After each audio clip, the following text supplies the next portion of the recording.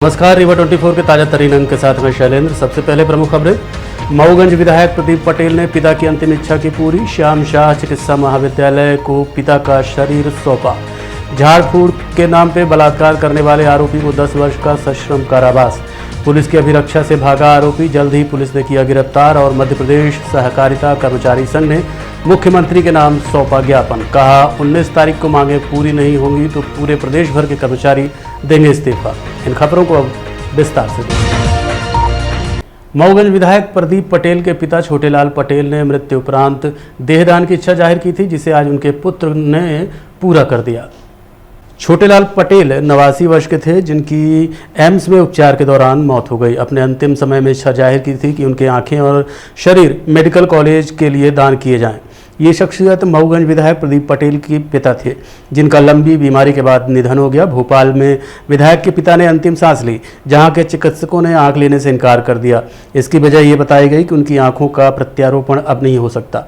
उनके अंतिम इच्छा के अनुसार श्याम शाह मेडिकल कॉलेज में पढ़ने वाले छात्रों के लिए देहदान करने की थी, जिसकी इच्छा की पूर्ति के लिए विधायक प्रदीप पटेल, मंत्री लखन राम खिलावन पटेल के साथ अन्य भाजपा नेताओं और उनके परिवार के लोग पहुंचे और मेडिकल कॉलेज के छात्रों के अध्ययन के लिए विधायक के पिता का देहदान किया। आगे आज देहदान किया गया है, इसका क्या उद्देश्य, पहले कैसे क्या माना?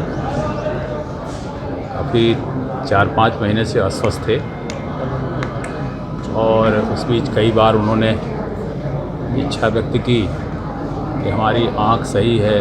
वो बिना चश्मे के पढ़ते थे और अभी ब्रदर की घटना के बाद उन्होंने किडनी दान देने की, आँख दान देने की बात कही, मगर एम्स में डॉक्टरों ने परीक्षण के बाद बताया कि ये प्रत्यारोपण हो नहीं सकता और इसलिए फिर ये देहदान का उनका एक कार्यक्रम हो। उनकी अंतिम इच्छा की पूर्ति करने के बाद मुझे अच्छा लगा और कि ये हमारे रीवा ज़िले में ऐसा लोग जो बाहर से आके पढ़ रहे हैं, बच्चे आ रहे हैं यहाँ के पढ़ रहे हैं, उनको इसका शरीर मृत्यु के बाद भी काम आए, ऐसी उनकी इच्छा थी। और इस इच्छा की पूर्ति करके मुझे अच्छा लगा। क्या अभी कितनी बॉडियाँ हैं अपने यहाँ मेडिकली पढ़ाई के लिए और कैसे क्या इसकी प्रोसेस रहती है? अभी तक रीवा मेडिकल कॉलेज में 240 लोगों ने अपने फॉर्म भर के देहदान की इच्छा जाहिर की है और अभी तक टोटल जब से हमने देहदान लेना शुरू किया है ये 19वें व्यक्ति हैं जिन्होंने देहदान किया है। और ये स्वैच्छिक देहदान है, अपनी इच्छा से लोग देहदान करते हैं। देहदान की परंपरा हमारे यहाँ बहुत पुरानी है। तो आपने सुना होगा, ऋषि दधीची का नाम सुना होगा, जिन्होंने अपनी अस्थियों का दान किया था। ये आधुनिक दधीची जिन्होंने अपना शरीर दान कर दिया सिर्फ इसलिए कि अज्ञानता मिट सके, स्टूडेंट अच्छे से पढ़ सकें। पिछले 4 सालों से जो भी डिसेक्शन हो रहा है, डिसेक्शन जितने भी कर रहे हैं हम, वो सभी इन्हीं देहदान की जो शरीर हमें मिल रहे हैं इन्हीं पे आधारित हो रहा है। हमें और भी कहीं से भी कोई नहीं मिल रहे हैं। और जो नया मेडिकल कॉलेज सतना का खुल रहा है वहाँ भी हमने 1-2 बॉडीज़ देने के लिए प्रण किया कि भाई हम दे देंगे वहाँ का कॉलेज जो स्टार्ट होगा। तो ये तो एक बहुत पुनीत कार्य है। और क्या है कि जब गणमान्य नागरिक और वरिष्ठ जन ऐसा डिसीज़न लेते हैं और लोक नायकों द्वारा इस तरीके का, जन नायकों द्वारा ऐसा निर्णय लिया जाता है, तो उसका निश्चित तौर पे जनता पर बहुत पॉजिटिव इफ़ेक्ट आता है। वो इस चीज़ को सोचते हैं, समझते हैं और फिर इस तरफ वो भी अग्रसित होते हैं। तो निश्चित तौर पे उनकी जो ये कदम है देहदान का, श्री छोटेलाल पटेल जी का, उनके परिवार का, ये निश्चित ही बहुत सराहनीय योगदान है और सराहनीय कदम है। झाड़ फूक के नाम पर बलात्कार करने वाले आरोपी तांत्रिक को 10 वर्ष की सजा सुनाई गई। राकेश कुमार निगम विशेष लोक अभियोजक द्वारा बताया गया कि दिलीप मिश्रा पिता महादेव मिश्रा, जो कि ग्राम जोकहा बैकुंठपुर का रहने वाला है, उसके खिलाफ बैकुंठपुर थाने में पीड़िता ने रिपोर्ट लिखाया कि 29 सितंबर 2014 को वो अपने पति के साथ झाड़ फूक कराने के लिए आरोपी के घर गई थी। रात में खाना पीना खाकर सो गई। करीब 11 बजे रात आरोपी उसे जबरन उठाकर ले गया और मंदिर के पास उसके साथ मारपीट की और फिर बलात्कार किया। इसके बाद उसने अपने पति को सूचना दी। घटना की रिपोर्ट बैकुंठपुर थाने में दर्ज कराई गई। मामले की जांच पूरी हुई और आरोपी दोषी पाया गया, जिस पर विशेष न्यायाधीश द्वारा 376 के खिलाफ जिस पर विशेष न्यायाधीश द्वारा 376 के तहत 10 वर्ष की सजा और 500 रुपये जुर्माना, इसके अलावा 323 के तहत 1 वर्ष की सजा और 100 रुपये जुर्माना की सजा सुनाई गई। मामले को लेकर लोक अभियोजक राकेश कुमार निगम से हमने बात की। जो झाड़ फूंक का काम करता था ग्राम जोकहा में, उसके यहाँ झाड़ फूंक कराने के लिए गई थी। उसने कहा कि रात को रुक जाओ यहाँ, हम रात को झाड़ फूंक करेंगे। तो अभियोक्त्री वहीं उसी के मकान घर पर रुक गई। रात के करीब 11 बजे अभियोक्त्री को उसने जगाया कि बोले कि चलो मंदिर के पास तुम्हारी झाड़ फूंक करनी है। मंदिर के पास ले गया तो उसके साथ चिमटे से मार पीट किया और उसको कहा कि तुम्हारे भूत लगा हुआ है तो भूत भगाएंगे। तो मार पीट किया उसके साथ और इसके बाद वहीं पर मंदिर के पास उसके साथ बलात्कार किया और बलात्कार करने के बाद फिर उसके साथ मार पीट किया, बिजली का करंट लगाया और बोला कि तुम्हारे ऊपर भूत लगा है, भूत भगाना है। जिसकी रिपोर्ट अभियोक्त्री ने 29/9/2014 को थाना बैकुंठपुर में की। बैकुंठपुर में रिपोर्ट करने के बाद न्यायालय के समक्ष प्रकरण चालान प्रस्तुत किया गया और न्यायालय ने उसमें साक्ष्य दिया और साक्ष्य की विवेचना करने के आधार पर ये पाया कि अभियुक्त दिलीप मिश्रा के द्वारा अभियोक्त्री के साथ मारपीट की गई है और बलात्कार किया गया है। जिस पर माननीय न्यायालय ने आज दिनांक 17/5/2023 को न्यायालय श्रीमान विशेष न्यायाधीश CM उपाध्याय साहब ने 376(2) में 10 वर्ष की सज़ा और 500 रुपये जुर्माना, 323 में 1 वर्ष की सज़ा और 100 रुपये जुर्माना से। गुड़ थाना क्षेत्र के खजुहा कला में एक नाबालिग बालक की वैवाहिक कार्यक्रम में टेंट लगाते समय करंट की चपेट में आने से मौत हो गई। घटना के संबंध में परिजनों ने बताया कि खजुहा कला में वैवाहिक कार्यक्रम के दौरान ठेकेदार नागेंद्र पटेल द्वारा 16 वर्षीय कमलेंद्र कुशवाहा से टेंट लगवाया जा रहा था। बीती शाम तकरीबन 6 बजे अचानक खंभे में लगे तार से करंट उतर आया, जिससे उसकी घटनास्थल पर ही मौत हो गई। घटना के बाद ठेकेदार द्वारा आनन फानन में उसे संजय गांधी अस्पताल लाया गया, लेकिन चिकित्सकों ने उसे मृत घोषित कर दिया। परिजनों का कहना है कि बच्चे को पैसे का लालच देकर ठेकेदार के द्वारा काम पर लगाया गया था। आपको बता दें कि इसके पहले भी ग्रामीण क्षेत्रों में आए दिन नाबालिग बच्चों के साथ ऐसी घटनाएं हुई हैं जिनमें मौत होती रही, लेकिन इस संबंध में न तो थाना स्तर पर कोई कार्रवाई होती है और न ही प्रशासनिक स्तर पर। क्या नाम है आपका? मेरा नाम भी कमलेंद्र कुशवाहा है। ये क्या घटना हो गई? कौन से कहाँ गए थे, क्या कहते? ये कमलेंद्र कुशवाहा सोनू नाम है, जो है नागेंद्र टेंट हाउस में काम के लिए मतलब बुलाया गया था उनको। मतलब वो घर में नहीं थे उनके पापा, तो मतलब बुलाए थे तो मतलब काम करने के लिए 2-3 दिन से जाता था। 10th क्लास में पढ़ता था, 16 साल का बच्चा था। वही मतलब जो मतलब टेंट का पर्दा लगाते हैं उसी में करंट डोरी बिछी थी, तो उसमें करंट लग गया था हाथ में, तो वही मतलब करंट लग गया था। कहाँ की घटना है ये खजुहा कला की है। खजुहा कला में टेंट का काम जी, नागेंद्र पटेल का। रहने वाले कहाँ के वैसे? खजुहा कला। पिता का क्या नाम है इनके? राजकुमार कुशवाहा। फिर क्या हुआ?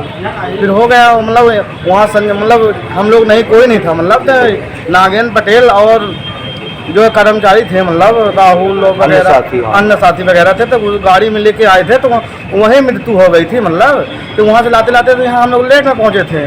तो फिर इसके बाद हम लोगों को जानकारी आते आते बहुत ही ज़्यादा टाइम लगे। इसके बाद रात में यहीं रख दिए। हम लोगों के पास कागज़ भी कुछ नहीं है। अब क्या चाहते हैं? मैं यही चाहता हूँ कि जो भी हो तो मतलब कानूनी कार्रवाई की जाए। नाबालिग से तो कैसे काम भेज दिए? नाबालिग हम लोग काम में थोड़ी भेजे थे। हाँ, भाई जिनके साथ गए थे उनके वो होना चाहिए। ये कहाँ के कौन कितने बजे घटना है? ये शाम 6 बजे की घटना है। हम लोगों को मतलब रात में पता है, 7 बजे करीब पता चला। थाना कौन सा लगता है? गुड़ थाना। एक दिन पूर्व सरेराह युवक से लूट की वारदात को अंजाम देने वाला आरोपी पुलिस अभिरक्षा से फरार हो गया। ये देखकर पुलिस कर्मियों के हाथ पैर फूल गए। उन्होंने आरोपी का पीछा किया और करीब घंटे भर की मशक्कत के बाद उसे गिरफ्तार कर लिया। रोहित साकेत निवासी मनगमा को पुलिस ने एक दिन पहले लूट के मामले में गिरफ्तार किया था। मनगमा पुलिस ने उसे न्यायालय में पेश किया, जहां से न्यायालय ने जेल वारंट जारी किया। पुलिस उसे जेल ले जाने के पहले थाने में कुछ औपचारिकताएं पूरी करने के लिए ले जा रही थी। तभी पुलिस की गाड़ी से उतरकर आरोपी हथकड़ी छुड़ाकर भाग दिया। ये देखकर पुलिसकर्मियों के होश उड़ गए। थाने में मौजूद पुलिसकर्मी भी उसके पीछे भागे। आरोपी वहां से भागकर हायर सेकेंडरी स्कूल के शौचालय में छिप गया। पुलिस ने काफ़ी मशक्कत के बाद उसे पुनः पकड़ा और सुरक्षित मिलने के बाद पुलिस ने भी राहत की सांस ली। कहाँ किस मामले में था, कब पकड़ा गया है, किस मामले में? 15 मई को रघुनाथगंज और मनगवा के बीच में एक लूट हुई थी, जिसमें 15,000 रुपये और 18,000 रुपये और एक मोबाइल लूटा गया था।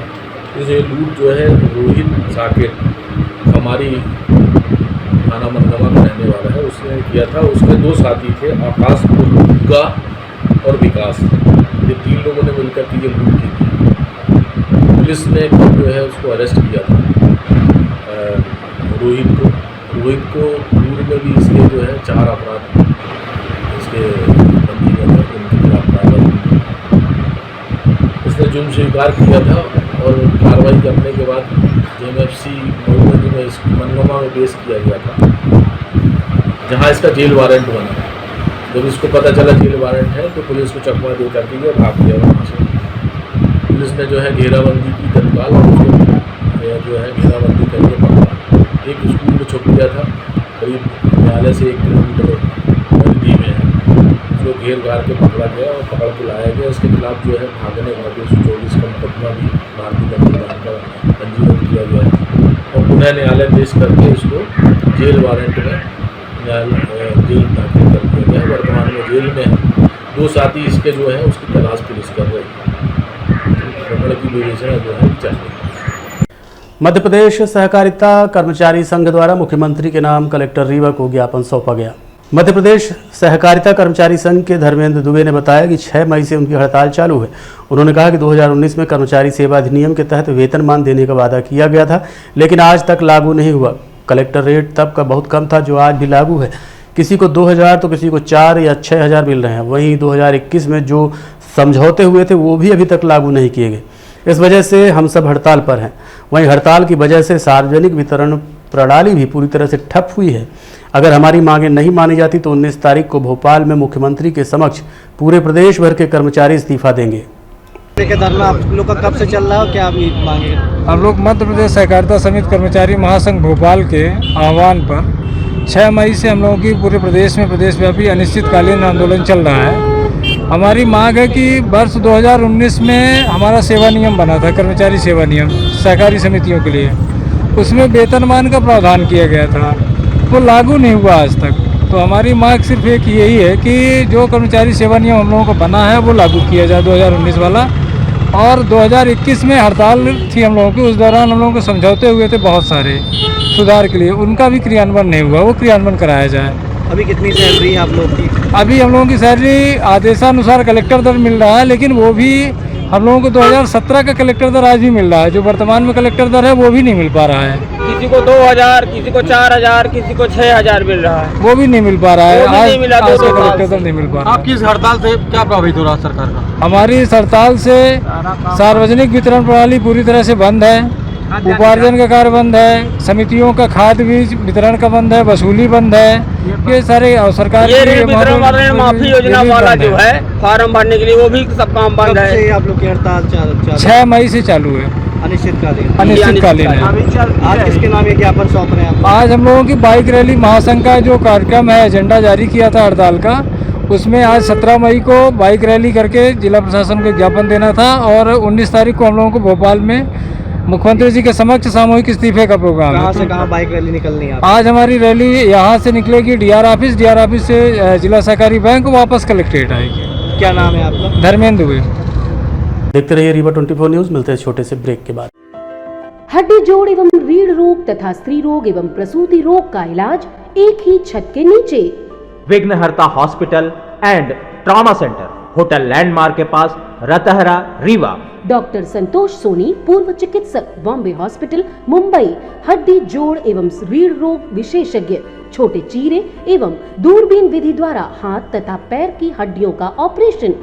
गठियाबात, जटिल एवं बिगड़े हुए फ्रैक्चर का बेहतर इलाज करते हैं डॉक्टर संतोष सोनी। विघ्नहर्ता हॉस्पिटल ट्रॉमा सेंटर में ही स्त्री एवं प्रसूत रोग विशेषज्ञ डॉक्टर शैलजा सोनी भी उपलब्ध हैं, जिनकी देखरेख में नॉर्मल डिलीवरी, सिजेरियन ऑपरेशन एवं बच्चेदानी से संबंधित ऑपरेशन की बेहतर सुविधा। संतानहीन दंपत्ति तत्काल संपर्क करें। विघ्नहर्ता hospital and trauma centre, hotel landmark के पास, रतहरा रीवा।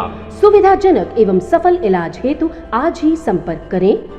विघ्नहर्ता hospital and trauma centre, hotel landmark के पास, रतहरा रीवा। मोबाइल नंबर 7828781983 अथवा 8462956774 पर। आम आदमी पार्टी की प्रदेश अध्यक्ष रानी अग्रवाल और सह प्रभारी दिनेश चड्ढा आज रीवा पहुंचे। पत्रकारों से चर्चा करते हुए भाजपा और कांग्रेस पर निशाना साधा। आइए आपको ले चलते हैं सीधे पत्रकार वार्ता में और सुनाते हैं आम आदमी पार्टी की प्रदेशाध्यक्ष रानी अग्रवाल और सह प्रभारी दिनेश चड्ढा पत्रकारों से क्या कह रहे हैं। आज रीवा के मीडिया के जितने भी बंधु, मीडिया के जितने भी भाई आज की इस प्रेस वार्ता में शामिल होने के लिए यहाँ पहुँचे हैं। सबसे पहले तो मैं आप सबका आभार व्यक्त करता हूँ कि आप मध्य प्रदेश के हित में, मध्य प्रदेश के इंटरेस्ट में हमसे बातचीत करने के लिए यहाँ पर पहुँचे हैं। और मेरे साथ आज की इस प्रेस वार्ता में हमारी प्रदेश अध्यक्ष मैडम रानी अग्रवाल जी, यहाँ के हमारे लोकसभा अध्यक्ष, जिला अध्यक्ष और आम आदमी पार्टी की यहाँ की समुची पूरी की पूरी टीम आपसे रूबरू हो रही है। तो जैसा कि हमारे प्रदेश अध्यक्ष मैडम अग्रवाल ने आपको बताया कि मध्य प्रदेश में आम आदमी पार्टी को गांव-गांव तक, घर-घर तक पहुंचाने के लिए आम आदमी पार्टी के संगठन में लगातार विस्तार किया जा रहा है। और आज आपके रूबरू में इसलिए हो रहा हूं क्योंकि अब आपसे मेरा मिलना जुलना लगा रहेगा, क्योंकि मुझे सभी बंधुओं ने, पार्टी के भाइयों ने और पार्टी की लीडरशिप ने इस बिंद के क्षेत्र में पार्टी के प्रभारी के तौर पर, सह प्रभारी के तौर पर जिम्मेदारी निभाने के लिए यहाँ भेजा है। तो पंजाब में तो लोगों की सेवा कर रहे हैं सरदार भगवंत सिंह मान जी की अगुवाई में। अब आदरणीय राष्ट्रीय अध्यक्ष श्री अरविंद केजरीवाल जी के हुक्म अनुसार और जो हमारे संगठन के महामंत्री हैं डॉक्टर संदीप पाठक जी, उनके निर्देश अनुसार अब बिंद के क्षेत्र में भी आपके साथ मिलकर यहाँ के लोगों के हित में पार्टी के बंधुओं के साथ मिलकर सेवा निभाएंगे। और आप सबको पता है, मैं भी पहले भी रोज न्यूज़ में देखते हैं, अब तो यहाँ आकर आप सब लोगों से मिले हैं, भोपाल में भी, रीवा में भी, तो पता करने की कोशिश की कि यहाँ पर बीजेपी की गवर्नमेंट है तो मुख्यमंत्री साहब ने कौन कौन सा विकास यहाँ पर किया है, यहाँ के लोगों के हित में क्या क्या किया है। तो जानकर बहुत बुरा भी लगता है, बहुत हैरानी भी होती है कि जब हम यहाँ का विकास, यहाँ की तरक्की ढूंढने निकलते हैं तो तरक्की के रूप में कभी तो इनका पोषण घोटाला सामने आ जाता है, जिसका कि कैग की रिपोर्ट ने भी, आप सबको पता है, आप ही छापते हैं मीडिया में, जिसका कैग ने भी लिखा है पोषण घोटाले के बारे में। जो कहना चाहूँगी कि आम आदमी पार्टी पूरे मध्य प्रदेश में 230 विधानसभा सीटों पर चुनाव लड़ेगी और हमारे नेता अरविंद केजरीवाल जी के मार्गदर्शन पर और हमारे राज्यसभा सांसद माननीय संदीप पाठक जी के नेतृत्व में पूरे संगठन का काम चल रहा है। लगभग ब्लॉक स्तर तक बन चुका है और बूथ सर्किल गांव तक लगभग बन रहा है और जल्द ही हमारे एक एक कार्यकर्ता और हमारा संगठन लगभग बनकर और एक एक मध्य प्रदेश की जनता के घर तक कार्यकर्ताओं के साथ हम पहुंचेंगे और साथ में दिल्ली में के मॉडल के अनुसार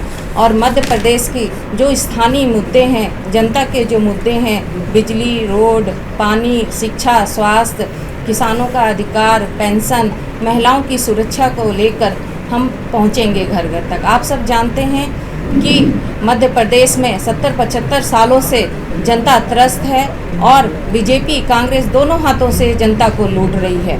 तो जनता के पास कोई विकल्प नहीं था, तो एक विकल्प के रूप में एक नाम केजरीवाल जी के नाम इस बार विकल्प है और जनता इस बार चुनेगी और परिवर्तन लाएगी और बदलाव लाएगी और एक मौका केजरीवाल जी को देगी।